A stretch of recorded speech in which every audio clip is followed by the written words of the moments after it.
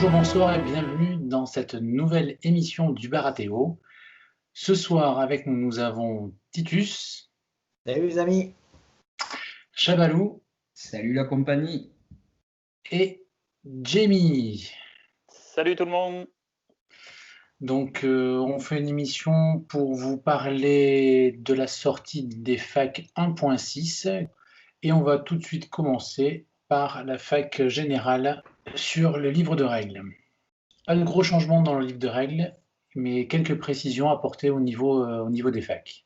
Ce que j'ai vu d'intéressant, c'est concernant les pieux, parce que ça m'est déjà arrivé en tournoi où ça discutaillait sur une charge où tu as chargé sans passer à travers les pieux, mais après tu te recales et tu touches les pieux, puis après tu fais ton attaque alors que tu es sur les pieux. Et certains pensaient que à chaque fois que tu touches les pieux, tu te prends un D3+1. Et là, il est bien précisé que si tu charges et que tu attaques, tu ne prends qu'une seule fois le D3+1 et pas deux fois le D3+1 dû pour avoir piétiné les pieux. Ça, c'est quand même bon, voilà, c'est un éclaircissement. Au moins, on ne se posera plus de questions. Dans la charge, tu as le mouvement de charge et l'action d'attaque. Concrètement, ça fait deux actions, le mouvement et l'action d'attaque. C'est clairement expliqué que la charge, en fait, c'est un mouvement, c'est deux actions en une. Donc, c'est pour ça que tu ne prends qu'une fois l'effet des wounds. Mais par exemple, si tu détruis ton unité et que tu search forth derrière, par exemple, ou que tu pivotes, tu refais une action et tu reprends les wounds. Là, il parle juste de la sélection de l'attaque, c'est-à-dire le mouvement plus le fait d'attaquer. Voilà. Donc le deuxième point sur les terrains qui est soulevé, c'est le fait que quand on effectue une charge, le fait de s'aligner sur un terrain qui est Ruth Rendering ne peut pas faire échouer cette charge. Tant qu'on est dans les phases d'attaque, une précision sur l'alignement sur un ennemi multiple. Oui, le cas qui est reporté, si j'ai bien lu, si on a deux unités qui sont parfaitement alignées, et là, on en charge une, on se met à 100%, ce qui fait qu'elle vient toucher au coin la deuxième qui était alignée. Et à ce moment-là, eh ben, le joueur adverse, il doit la repousser d'un pas. Pas la cible de ta charge. Celle qui est par accident contactée, elle est décalée d'un pas. Oui, tout à fait. C'est dans la règle, c'est dans le livre de règles, ça. Ça a toujours été, depuis qu'ils l'ont changé, qu'ils l'ont clarifié, ça, en fait, c'est juste une précision. Oui, mais c'est une précision sur le coin de. Oui. Sur le coin. Là, on touchera, ça sera coin contre coin, quoi, en fait. Et c'est vrai que moi, j'ai jamais joué ça, en fait. Ben, ça arrive rarement. Hein. Donc, c'est là où il reste les bons morceaux du livre de règles. Là, on a fait le plus facile. Alors, le target, on y reviendra sur les Targaryens avec la carte de NCU de Barristan Selmy. Oui. Ouais. Bon, c'est la notion générale de qu'est-ce qu'est une cible.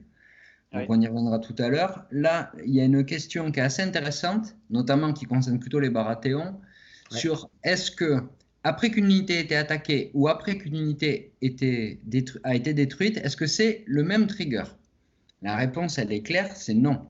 Ils expliquent qu'en fait, une unité peut être détruite à n'importe quel moment d'une attaque, à la fin d'une attaque, en effet, après le test de panique éventuel raté, mais elle peut être détruite avant. Par exemple, tu rates tes sauvegardes, il te restait 2-3 figurines, t'es détruit. Ou, puisqu'on parle des Baratheons avec des effets genre, je sais pas, Célise par exemple, qui fait des wounds avant les armures, ou avec la tactical approach qui te fait des wounds au même moment, si tu veux. Donc, tu peux être détruit à ce moment-là. Donc, c'est dès que ton unité est détruite, là, tu as ton trigger qui s'ouvre. After a unit is destroyed.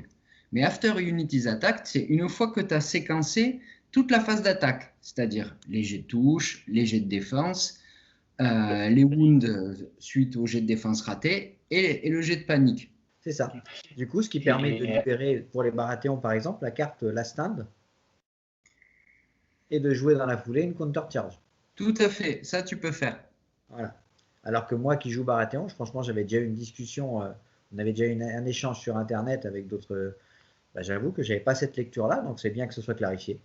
Le trigger After Unit is Attacked est intéressant à bien connaître, notamment par rapport justement à la clarification qui est juste après, Oui, sur la percée.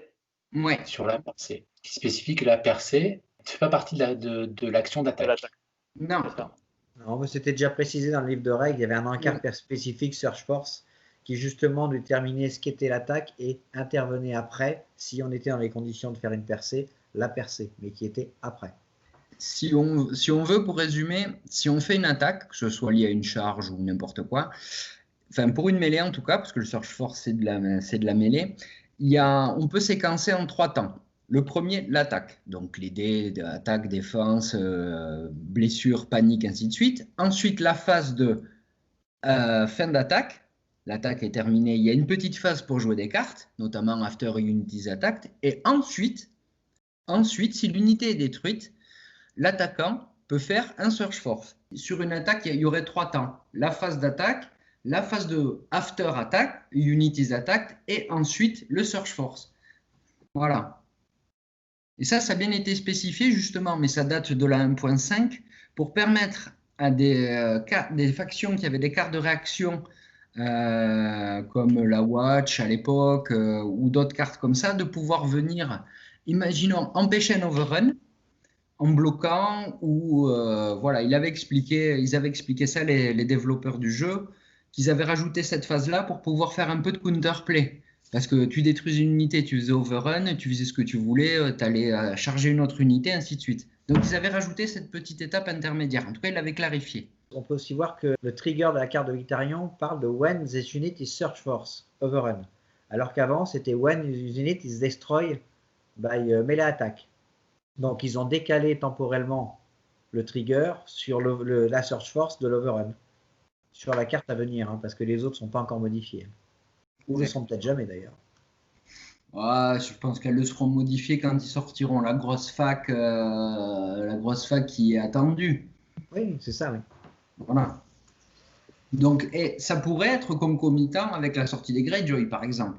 Ça serait cohérent au niveau du temps, de la temporalité. Il y a un nouvel overrun qui est écrit, il faut remettre tous les autres à jour, enfin, s'il y a besoin. Et donc, du coup, pourquoi pas, à la sortie des Greyjoy, ça pourrait être une indication temporelle de la sortie de cette fac, d'ailleurs.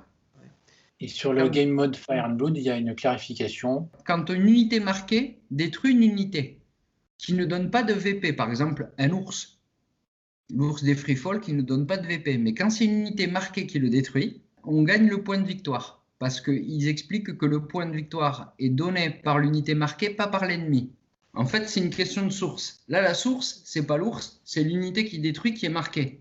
Donc, la règle lui octroie de te donner un point quand une unité marquée détruit. Comme quoi, les règles sont quand même bien écrites, hein, bravo aux auteurs, hein, c'est juste une clarification.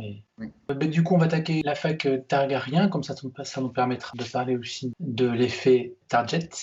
On est content d'avoir une fac pour les Targaryens, c'est la première fac Targaryen, donc tout devrait être rouge, mais bon, c'est pas grave.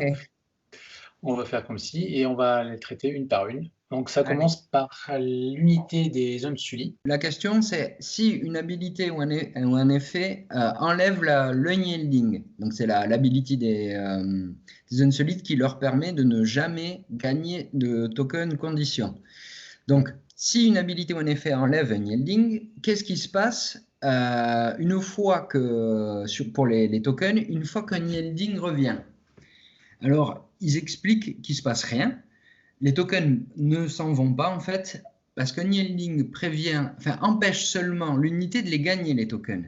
Mais ça ne les enlève pas ou... voilà, ils sont utilisables. Une fois qu'ils sont posés pendant la fenêtre où les Unsullied perdent leur ability, par exemple, je vais prendre le cas de Tywin Lannister, le NCU, il leur enlève les capacités, il leur met 3 tokens. Imaginons, il n'utilise pas les tokens pendant le round, il aura fait ça. Le round d'après, les Unsullied se retrouvent avec un weaken, se retrouvent avec un vulnérable et un paniqué. Voilà. Et ils seront utilisables en tant que tels.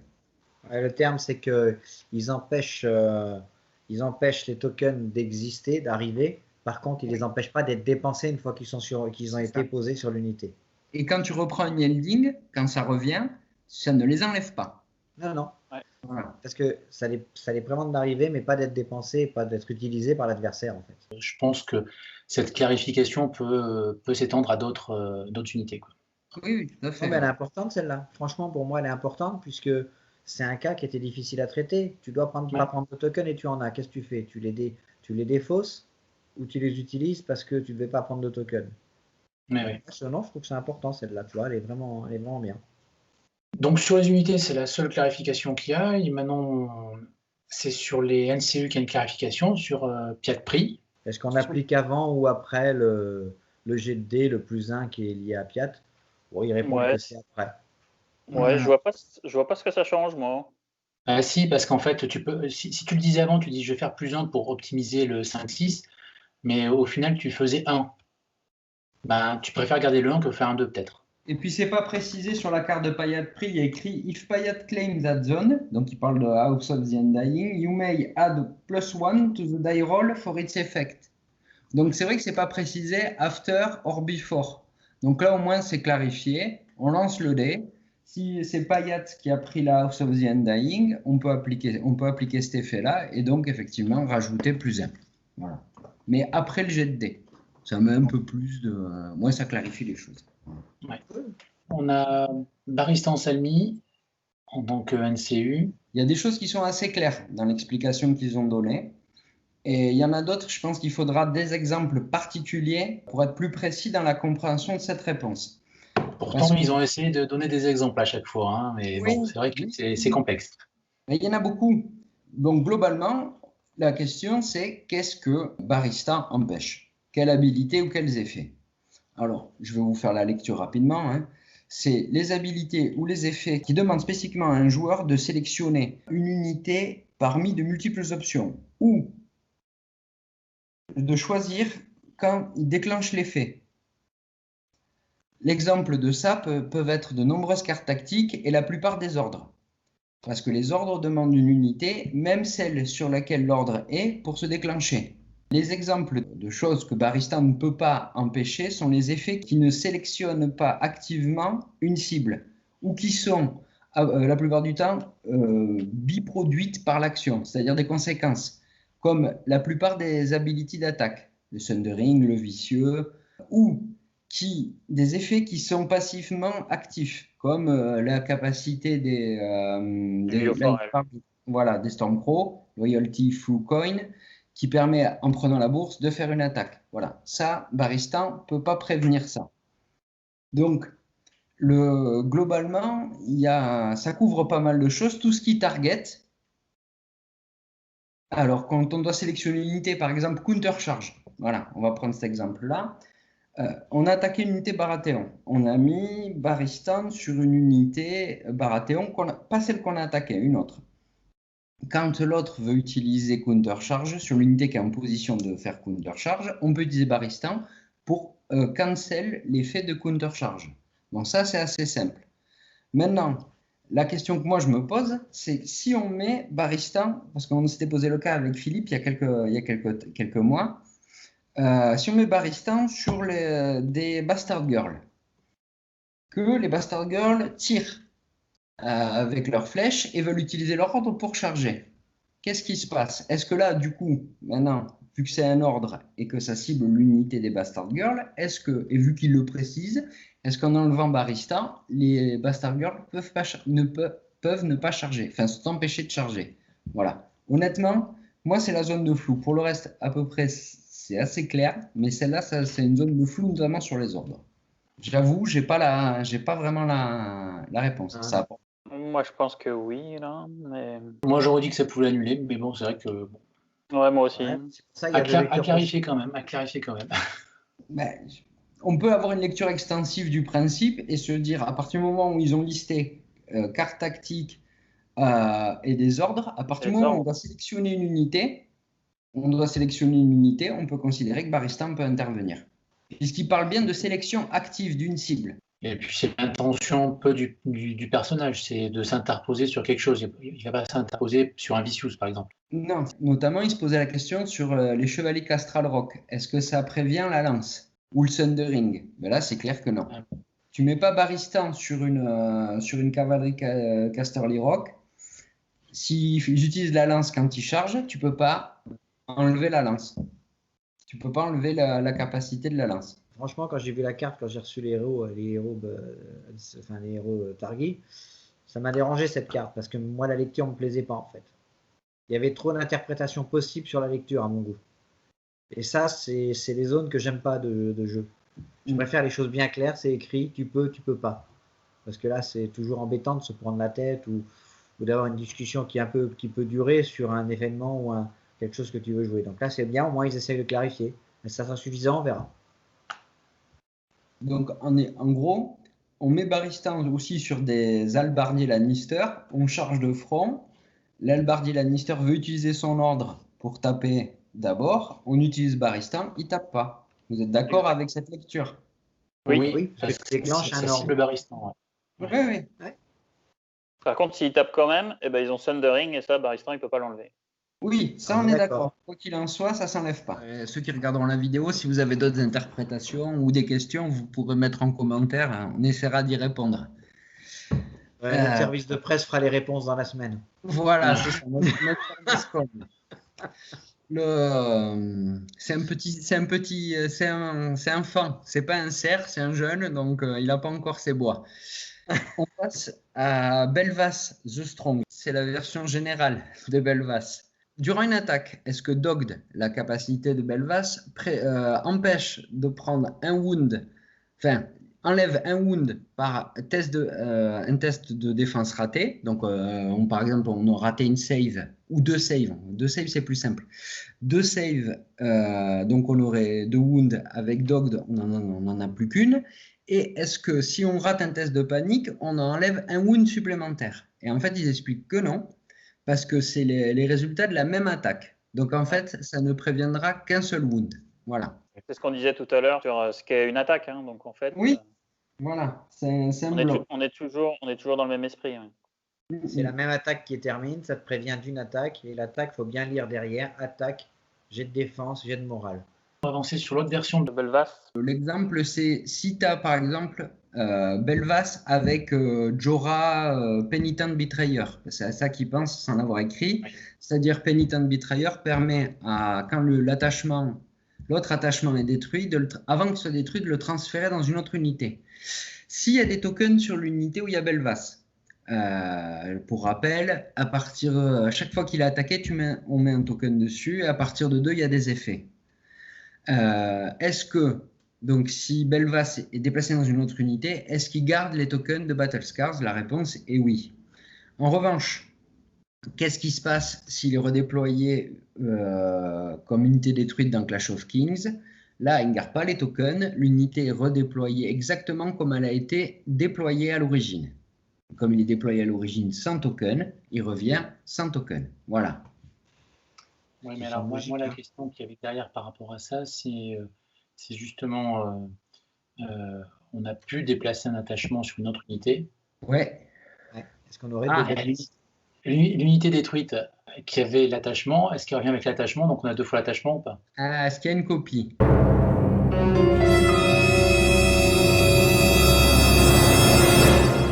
C'est vraiment pas le seul attachement avec qui on a ce problème hein, sur Clash of Kings. Hein. Non. Ouais. On peut rassurer nos auditeurs, les prochaines facs sur les Targi sont beaucoup plus simples. Bon, ça va aller beaucoup plus vite.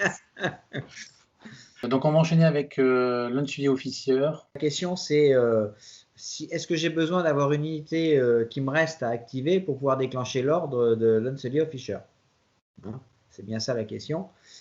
Et on nous dit que non, cet ordre-là, Resentless, là, on n'a pas besoin d'avoir une unité, par contre on a besoin d'avoir un tour. Et il précise, si je ne me trompe pas, qu'on peut même passer plusieurs tours, puisqu'on a toujours effectivement un tour après le tour adversaire. Et on peut passer plusieurs tours et arriver à un moment à interrompre cette séquence pour jouer, malgré qu'on aurait pu le jouer plus tôt. Vous voyez ce que je veux dire? Oui. Je ne sais pas si j'ai été clair. Donc on pourrait attendre 1 ou 2 tours et puis dire, non, je vais jouer maintenant mon ordre. Malgré que je n'ai plus d'unité à activer. C'est ça. Le cas d'espèce. C'est quand même assez fort en fait. Hein. Ouais. Ça vous permet stratégiquement, tactiquement pour le coup, de pouvoir utiliser votre officier au moment où vous en avez vraiment besoin, quand l'autre se présente, quand il y a quelque chose d'intéressant à faire. Donc non, c'est fort hein, du coup. Par exemple, quelqu'un qui a un free fall, quoi, alors, qui a 10 activations, on en a 4 ou 6. Quand on a tous fait les mêmes nombres d'activations, effectivement, on se retrouve tous à bon, ben, je joue, j'ai cette unité. Et ce qu'on fait d'ordinaire, c'est qu'on continue. C'est-à-dire que le free fall, qui lui reste 3 activations, il va faire ses 3 activations. Et bien là, si on a un officier, il faudra quand même passer le tour à son adversaire, dire est-ce que tu fais quelque chose? Non. Donc je passe. Le free fall joue. Je rejoue. Est-ce que tu fais quelque chose? Non, je passe. Et éventuellement, comme disait Philippe, déclencher le Relentless quand on veut, n'importe quel moment. Voilà, c'était juste pour vous faire toucher du doigt l'exemple, comment ça peut se traduire. Enfin, moi spécialement qui joue un petit peu Targaryen, je regardais toujours avoir une unité activée pour pouvoir déclencher l'ordre, si vous voulez. Ouais. Ce qui n'est plus aujourd'hui une obligation. Ça m'est même arrivé sur des parties où la pression était telle que j'ai pas pu jouer mon ordre parce que j'avais plus d'unité pour moi à activer. Là, c'est pas le cas. J'ai plus cette. Je jouerai quand je veux. Alors moi, je ne jouais pas du tout comme c'est mentionné là. Hein. Je jouais comme toi. Il fallait qu'il y ait une unité potentiellement activable pour pouvoir jouer. C'est ça. Donc c'est vrai que ça a un impact important. Puisqu'avant, tu avais une activation supplémentaire conditionnelle au fait d'avoir une unité à activer. Oui. Aujourd'hui, pour 3 points, tu as une activation supplémentaire. Ça reste qu'une attaque. C'est une simili-activation. Alors, il était cher à 3 points. Du coup, quelque part, ça lui fait un hub qui... Allez, peut-être que 3 points, on va pas parler des coups ici, mais peut-être que ça permet de se dire, bon, peut-être que je le prendrai pour 3 points grâce à cette possibilité-là. Allez, on va enchaîner avec la dernière fac sur les Targaryens, qui s'agit d'une carte tactique, Martial Superiority. Ouais. Alors, c'est valable aussi pour Roderick Castle. Voilà, exactement. Donc, il demande quelles abilities sont perdues suite au jeu de Martial Superiority. Alors, en fait, c'est les abilities qui sont liées à l'attaque directement ou qui sont marquées avec l'épée ou l'arc. C'est les abilities de l'attaque, c'est pas les abilities de toute l'unité. Ça ne fait pas une espèce de micro Walder ou de micro Tywin ou n'importe quelle carte qui remove toutes les abilities, c'est juste les abilities de l'attaque. C'est déjà pas mal. Et par contre, c'est sur la carte de l'unité ou des attachements. C'est-à-dire que par exemple, on va reprendre le cas de Célise ou Tactical Approach qui utiliserait ça. Martial Superiority, il n'enlève pas. Enlève pas l'influence de Célise ou enlève pas la carte de Tactical Approach. Oui. Par contre, Alistair Thorne. Il y a les symboles sur sa capacité. Ça sera annulé. Oui, voilà. Oui, puisqu'en fait, c'est les symboles qui vont faire foi en fait maintenant. Oui, on en a fini avec les Targis. On va enchaîner avec les Lannister. Et il y a juste une clarification sur un attachement. Notez que c'est la même pour les neutres avec Ramsay Snow. Donc c'est l'ability Cut Them Down. Préalablement, il avait roulé comme quoi on pouvait les stacker, c'est-à-dire si on avait 2 unités qui avaient Cut Them Down, qu'on était engagé avec une autre unité, qu'elle avait un test de panique à faire, si elle le ratait, on mettait 2 wounds avec le premier Cut Them Down et 2 wounds avec le deuxième. Là, c'est clarifié, c'est non. Il n'y aura qu'un seul Cut Them Down qui va fonctionner. C'est tout. On va traiter les Free Folk maintenant. Ah, le peuple libre. Là, moi, je trouve que c'est une excellente nouvelle. J'avais même pas vu la possibilité pour Arma de jouer de sa carte tactique et de sa capacité intrinsèque en tant que général.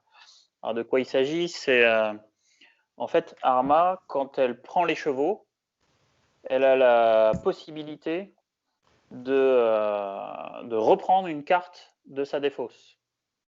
Et elle a une carte tactique. Quand elle prend les chevaux, elle peut jouer cette carte tactique et faire une charge gratuite. Le combo consiste à prendre les chevaux, déclencher la charge, puis, avec la capacité d'Arma, aller rechercher la carte qu'on vient juste de jouer. Et donc, on l'aura pour le tour d'après. On va l'avoir en boucle en permanente, cette carte-là. Ça, c'est quand même assez fort. L'inverse n'est pas possible, puisque tu ne peux pas aller piocher et puis jouer, puisque c'est pas exactement la même temporalité.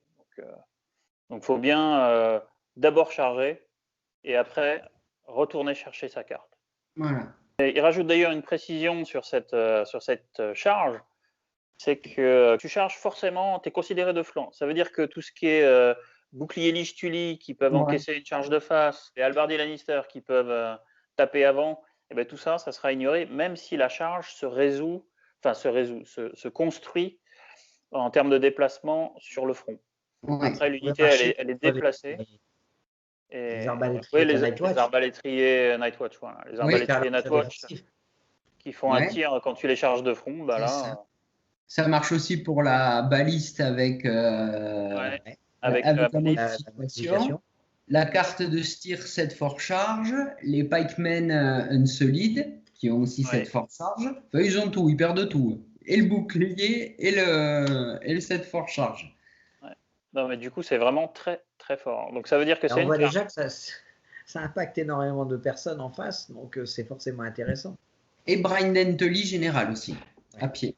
Parce qu'il a cette force charge. On va enchaîner avec la Nightwatch. Pour la garde de nuit, moi, ce que j'ai trouvé, je le jouais déjà comme ça, mais là, au moins, c'est clair, c'est la catapulte, elle ne peut pas prendre pour cible une unité qui est proche, qui est à moins de la longue portée.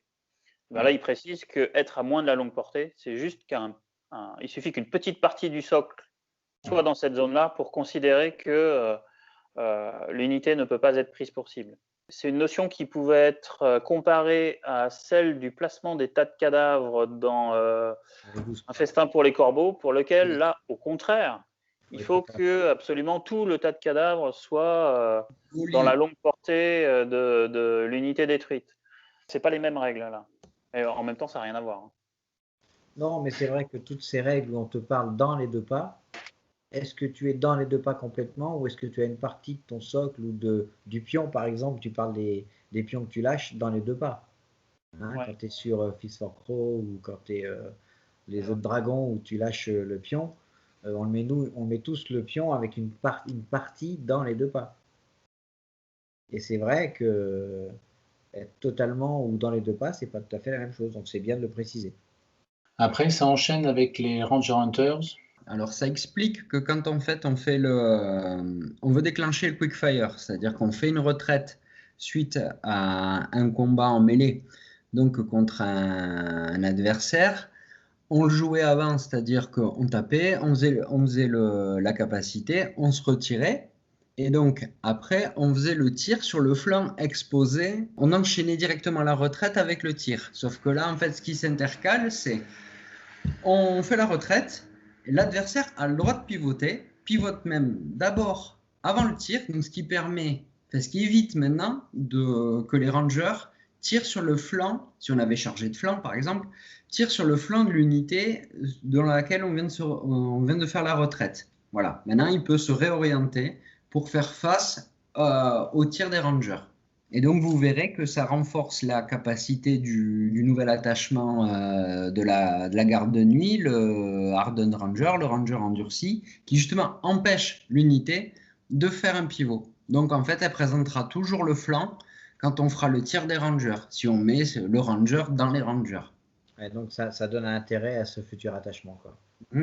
Après, il y a une clarification sur une carte tactique, une d'hôtel. Ouais, celle qui donne frappe critique. Bon, ce qu'il faut retenir, c'est que ça sert à rien de la mettre au scorpion, quoi. Globalement. Oui. Non, mais c'est ça. C'est ce qu'ils écrivent à la fin. Vous choisissez. Ça peut faire. Il y a deux types d'effets. Vous choisissez lesquels, mais c'est pas les deux. C'est pas fromage et dessert. C'est fromage ou dessert. Voilà. Et globalement, ce qu'ils disent, c'est que si vous voulez faire le plus de dégâts, gardez-la votre carte. Oui, parce que les gens disaient, mais je lance 3D. Si je fais 3-6, je démultiplie, je fais 3 touches par 6. Enfin bon, ça permettait. 9 par 6, ça fait 18 touches, c'est ça? Je ne sais plus combien ça faisait énormément. Mal, hein. On va continuer avec les Stark. Il y a une précision sur les archers. Qu'est-ce que ça veut dire ignorer les unités qui s'intercalent et les terrains? Ça veut juste dire que ça ignore les mots-clés qui sont associés avec le terrain, c'est-à-dire le couvert, bloque les lignes de vue, et qui peuvent tracer des lignes de vue à travers les unités amies ou ennemies. Voilà, c'est tout simple. C'est-à-dire que on le jouait déjà comme ça, c'est juste pour le préciser. C'est-à-dire qu'on peut... La palissade ne lui bloque pas les lignes de vue. Quand on tire à travers une forêt, il n'a pas -1. qu'on est derrière un muret, la cible n'a pas +1 à l'armure, ainsi de suite. Ça, voilà. Tout ce qui pourrait éventuellement entraver la ligne de vue ou les effets du tir des archers Stark n'existe pas, tout simplement. Voilà. Ça, c'est le premier point. Le deuxième point, donc c'est la Martial Superiority de Roderick Castle, mais on l'a traité avec Jorah Mormont. C'est la carte que j'avais jouée dans un rapport de bataille d'ailleurs. Contre Nostromo. Vous aviez une question avec les aigles, justement. Ouais. Ben, là, en l'occurrence, cette carte qui s'appelle position supérieure, elle permet, quand on va se faire charger, de reculer. C'est écarté en tout cas. Et là, ce qui est écrit, c'est que si l'unité de Rob s'éloigne plus loin que la capacité maximale en distance de la charge, et ben, malgré tout, le joueur adverse doit quand même faire sa charge et elle sera forcément ratée puisqu'il n'a pas la distance. Oui, ça vient me préciser que ça se fait avant le jet de distance de charge pour l'adversaire. Ouais. Voilà. Et par contre, effectivement, normalement, quand tu ne peux pas déclarer de charge que tu ne peux pas faire. Donc, imaginons que tu étais à 11, soit la distance maximum, tu as une unité qui bouge à 5. Le supérieur positioning te fait bouger des 3, donc tu sors de la distance maximale de charge, et normalement, la charge ne pourrait plus être faite. Mais là, elle est considérée comme étant déclarée, donc déclenchée, ratée puisque tu n'as pas la distance. Donc effectivement, tu avances ton mouvement plus le D6. Et après, tu feras le test voilà, qui va avec. En fait, c'est une question de trigger, encore une fois, puisque tu déclares ta charge, il est à distance de charge. Au moment où tu veux bouger, c'est là que Rob déclenche son trigger. Du coup, voilà, il enclenche sa marche arrière et ses klaxons ainsi que ses lumières blanches et il recule. L'autre se retrouve hors de portée de charge et termine sa charge. Puisqu'au moment où il a déclaré sa charge, il était dans l'arc de possibilité. Ça. Ouais. Donc c'est une histoire de trigger, encore une fois. Hein. Quand on a compris que le jeu fonctionne par étage de trigger, voilà. Et donc, on en a fini pour les Stark.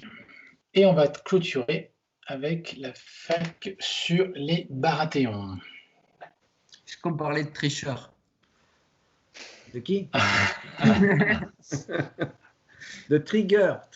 Putain, il y a un trigger, pardon, j'ai mal compris. Je suis bête. Bon, alors, il y a déjà une fac un petit peu générale qui nous parle un petit peu des loyautés Baratheon, savoir s'il y avait une interférence avec les neutres. Hein. Donc, ils nous disent que non, les loyautés n'interfèrent qu'avec elles-mêmes, en fait. Donc, bon, voilà, c'est clair. Ender s'était posé quand tu avais présenté les Baratheons et les loyautés, tu t'étais demandé. On avait inclus la notion de Bolton, etc. Oui. Après, on a vu que c'était pas une loyauté, les Bolton. Mais apparemment, tu n'es pas tout seul à t'être posé la question, puisque si cette question-là arrive dans une fac, c'est que d'autres ont dû la poser, tu vois. Alors, c'est que Michael Chinal a regardé ton émission et il a dit bon. Mais non. Eh oui. Ça, c'était avant qu'il l'appelle Michael Chinal. Faut que je réponde à Wilfried, sinon c'est pas possible. Il y a une fac sur les Rose Knights. Si je restaure plusieurs points de vie avec mes Rose Knights, est-ce que la capacité qui me permet d'échanger un wound restauré contre une blessure chez l'adversaire fonctionne ainsi en fait? Et ils disent que non, le trigger de Deadly Boom, c'est le nom de la capacité, c'est 1 par action de restauration. On limite à 1 les wounds en fait. Donc c'est pareil, c'est bien de le noter. Hein. Mais pour moi, il me semblait que c'était écrit sur la classe, c'est ça qui est bizarre. C'est écrit sur la carte. Je trouve ça sur clair, la carte, j'ai écrit Each time this unique restore wounds, an enemy is engaged with suffer 1 wound. Voilà. Donc c'est vrai que restore wounds, voilà. Donc là, il précise justement qu'elle restaure ce qu'elle veut, c'est 1. Ouais, mais dans la carte, si tu le lisais, c'était assez clair, quoi. Il restore wounds. Wounds est au pluriel. Au pluriel. Mais c'est bien, hein, voilà. Pour une fois. De toute façon, et l'ensemble de la fac est comme ça. Hein, c'est des choses qui sont évidentes sans lettres et qu'on met en avant pour dire voilà, c'est écrit et on vous a répondu. À mon avis. Hein. Il y a des gens qui ont essayé d'abuser. J'ai restauré 12 wounds, je vais te faire 12 wounds au close. Bon. Est-ce qu'ils ont oublié un S? C'est pas grave, ça arrive. Cette fac, elle est là pour ça, quoi. Mais sinon, en fait, je pense que. Bon, bah, il y avait aussi la capacité, tu fais ton attaque, tu es à full rang, tu restores pas de wound et tu enfiles l'adversaire aussi. Ah oui, mais ça non. Mais non. On va enchaîner avec les relors.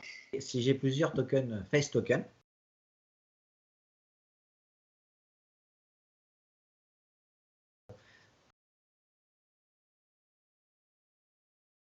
en disant qu'en fait, par le trigger, on pourra en utiliser qu'un. Voilà. Donc techniquement, vous pourriez dépenser plusieurs tokens, mais comme il y a un trigger qui ouvre la fenêtre d'utiliser un token pour déclencher une attaque gratuite avec une unité relore, et ben la fenêtre se referme dès que vous avez utilisé le token et point barre, les autres, vous pouvez les emmener avec vous. Deuxième question, est-ce que je pourrais potentiellement utiliser les deux effets de la compétence d'Airlore qui est Boss Art of Fire, là, hein, Art of Fire, pardon, et que je pourrais dépenser donc un token pour faire tester quelqu'un sur un test de morale, puis un token parce que j'ai été détruit. Et après, c'est pareil, ils disent que non, ça, le second effet étant lié à une destruction, on ne peut pas jouer le premier et le second qui n'ont pas les mêmes triggers, en fait. Qui revient un petit peu à ce qu'on disait sur le fait d'après avoir été attaqué et après avoir été détruit. Hein, on revient sur la première fac qu'on a vue précédemment. Après, on a les NCU. Mélisandre, eh bien, le doute est levé pour ceux qui l'avaient encore, mais on en avait largement débattu. Puis finalement, ce qu'on avait dit, c'est ce qui est révélé dans cette fac, à savoir que Varys, il ne peut pas faire grand-chose contre Mélisandre, parce qu'en fait, le trigger de l'effet de Varys et le trigger de l'effet de Mélisandre, eh ben, c'est simultané. Et donc, c'est le joueur actif qui décide, et le joueur actif, ça sera forcément celui qui joue Baratheon, enfin qui joue Mélisandre en tout cas, ou qui active Mélisandre en tout cas. Et donc au final, eh bien, pour le moment, Varys il peut rien faire contre Mélisandre, et d'ailleurs, il n'y a pas grand monde qui peut faire grand chose contre Mélisandre. Si, c'est lui dessus. Olenna. Eh oui. Ouais. Faut la jouer avant, faut la jouer en premier. Voilà, c'est ça. Ben, Olenna viendra muter pendant 3 tours sur 6 Mélisandre. À noter que même la carte Lannister, pour les mêmes raisons que Varys, le subterfuge ne fonctionne pas. En fait, c'est le même concept d'activation de NCU.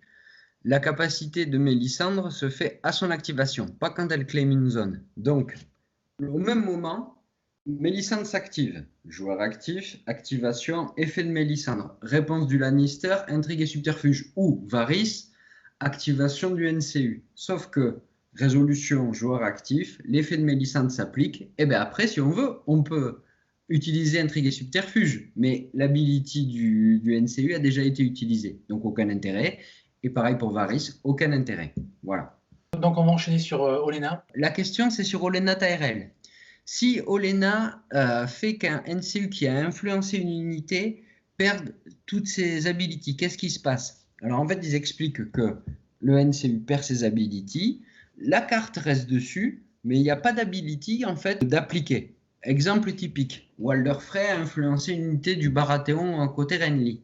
Olenna claim une zone, vient nuller les abilities de Walder Frey. Donc le wound, en tout cas, il a toujours été perdu, celui-là. Mais tout le reste, qui est que l'unité n'aurait pas d'ability, ben en fait, c'est enlevé. Donc l'unité récupère ses abilities.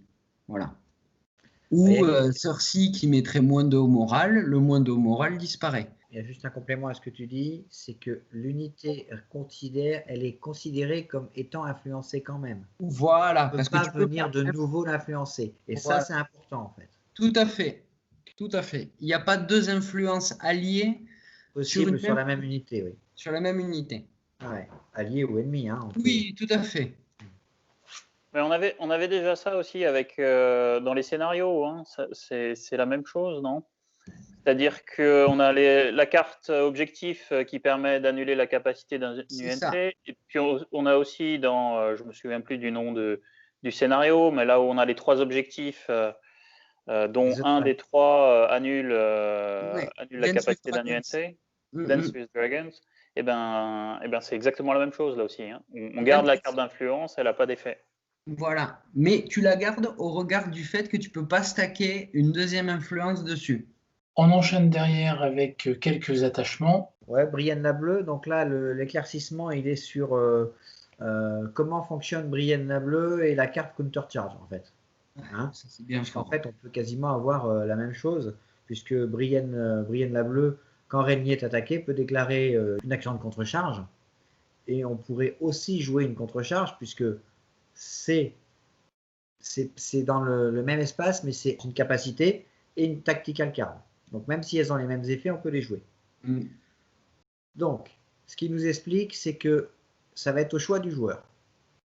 Est-ce qu'il joue d'abord la contre-charge ou Brienne la bleue, sachant qu'il y a un effet plus intéressant que l'autre, hein, puisqu'on vaut mieux jouer d'abord la contre-charge, finir au contact, taper avec Brienne, résoudre ce qu'on a dit tout à l'heure, l'ensemble des attaques, puis après jouer la capacité de faire une attaque gratuite sur quelqu'un qui a attaqué Renly. Ce qui fait que ça te fait que tu enchaînes 2 attaques. Voilà. Sauf qu'il nous explique qu'on peut aussi jouer à l'inverse en considérant qu'on peut faire la contre-charge avec Brienne et du coup ne pas jouer notre carte contre-charge. Mais potentiellement, c'est très fort. Ça veut dire que tu fais 2 attaques gratuites avant de passer à ton tour à toi, puisque c'est toujours pareil. Tu joues ça intercalé dans le tour adverse. Donc après, tu reprends la main. Mais alors, c'est un peu du même esprit pour moi que Last Stand et Counter-Charge. Hein, où pour moi, dans mes débuts en Baratheon, je ne jouais pas les deux enchaînés. Ouais. Mais je trouve je jouais l'une ou l'autre parce que pour moi, c'était quasiment la même fenêtre. Et là, j'aurais eu la même tendance presque. Mais c'est ultra violent pour un attachement qui coûte 0. Hein. La deuxième fac, là, sur la Red Priestess, moi, personnellement, elle m'a été utile parce que je n'avais pas compris. Qu'est-ce que c'était de la phrase qui disait reroll all dice. Là, il précise. En fait, tu relances, tu payes un wound. Alors, comment ça marche la Red Priestess? Quand elle fait une attaque, on fait un test de morale. Si on le réussit, on met un token paniqué vulnérable à la cible. Voilà. Et il y avait écrit, si on le rate, si le jet est raté, on peut payer un wound pour relancer tous les dés. Et moi, je pensais que c'était les dés liés à l'attaque. Et en fait, non. C'est les dés du test de morale. Donc, exemple classique que vous allez voir partout. Je suis dans ma Red Priestess et dans des Bastard Girls. Je vais tirer. Je fais un test de morale à 5. Je le rate, je fais 4. Et bien, je peux payer un wound sur mes Bastard Girls pour relancer le test de morale. Et donc, à 5, avoir plus de chances de le réussir. On relance tous les dés. Tous les dés, ouais, voilà. On ne choisit pas un des deux, c'est tout. Non, c'est tout. Ouais, c'est le jet sur le test de morale. Mais moi, en fait, ce que je ne comprenais pas, c'était quel dé on relançait. Je pensais que c'était les dés de l'attaque qui suivaient. En fait, non, c'est les dés du test de morale. On paye un wound et on relance le test de morale. On continue avec les cartes tactiques Baratheon. Les effets des cartes de l'Horace, c'est juste le tour pendant lequel vous activez votre unité. Ouais, mais c'est juste pour une carte hein, qui est aimée par le petit peuple. L'autre, c'est une carte de Renly. Dans l'ombre de son frère, pareil, jusqu'à la fin du tour. Oui, parce que c'est plus impactant, parce que la carte de Renly, quand un commandeur ennemi s'active et on choisit une des deux choses. Soit on annule les abilities du commandeur, donc c'est important de savoir combien de temps ça dure. Sinon, Renly peut faire une marche ou une retraite gratuite. Donc là, forcément, on sait qu'il va en faire qu'une. Mais pour l'effet du cancel des habilités du commandeur, c'était bien de le préciser en fait. Oui. On se doutait que ça durait le tour, mais ça aurait pu être le round, j'en sais rien. Au moins là, c'est clair, c'est le tour. Oui, mais de toute façon, toute précision est bonne à prendre puisque ça évite les discussions. Hein. C'est ça, parce que ça précise. Et oui, voire même ça détermine les précisions à déterminer. C'est ça. Voilà, on a fait le tour de ces nouvelles clarifications FAQ. Autant veut dire qu'il va falloir s'y mettre parce que là, ça a tout changé. Hein. Non, je déconne, les gars. Moi, je me suis quand même interrogé quand j'ai vu arriver cette 1.6 suite à ce qu'on avait ensemble fait Wilfried sur le Virtual Expo Asia, là, puisqu'il disait ouvertement que c'était pas dans l'air du temps, que ouais, il laissait dire qu'il n'allait pas faire de quelque chose tout de suite en fait. Hein. Ça, c'est ce que après, pour moi, c'est pas incompatible parce qu'en fait, globalement, dans ces facs-là qu'on en a, c'est plus des clarifications, plus que des modifications globales. Hein. Mais j'étais surpris de voir sortir ça alors que, allez, une semaine et demie avant, il disait qu'il n'y aurait pas grand-chose. Alors peut-être que pour lui, ça, c'est pas grand-chose. Mais... Je pense que c'est pas grand-chose. C'est pas massif en termes de changement. Ça m'a surpris en fait, vraiment. Ouais. Et on espère que cette émission vous servira. En tout cas, nous, on a apprécié ces petites clarifications, même si ça ne chamboule pas les mécanismes de jeu. En tout cas, il y a de quoi quand même grignoter et s'amuser pour nos prochaines parties. On vous remercie et on vous dit à la prochaine. Bye. Salut la compagnie.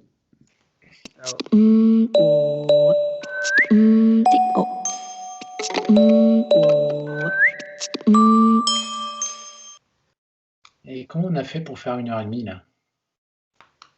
Bah, une fois que tu auras tout coupé, il restera 15 minutes. Hein. Comme d'habitude.